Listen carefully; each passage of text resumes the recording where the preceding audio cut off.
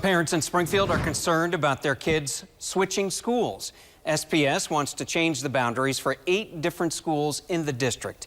Reagan DeTrolio is live now at one of those schools, Sunshine Elementary on East Sunshine. Reagan.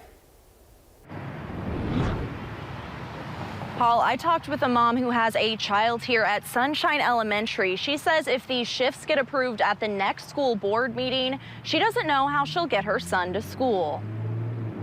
Anything gets changed, his transportation gets completely shifted, and I have to figure out, okay, well, how am I going to get him to school? How am I going to get him home from school now? Students attending Sunshine Elementary who live south of Sunshine Street will be split between Mark Twain and Holland. And in the shuffle, those students won't have access to bus transportation anymore. It does affect, obviously, transportation, and that is part of what we're wanting to make sure we're being considerate of, is providing enough information this far in advance so that families can appropriately plan. Students attending Bissett Elementary will go to Pipkin for middle school instead of Westport. SPS leaders say some buildings have too many kids in them, others not enough students, so they are trying to even out the classes. We'll be providing parents with their options. So we are an open enrollment school district, and so every year in November, we have our transfer process and transfer window open. So they'll be able to submit applications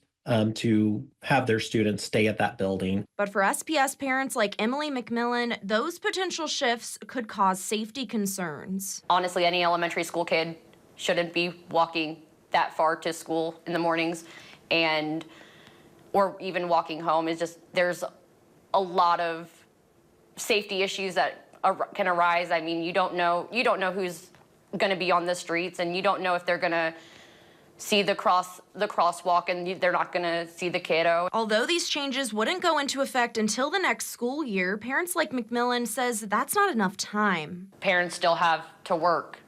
Parents still have to do things. They have to readjust their entire schedule to make sure that their kiddo got to and from school.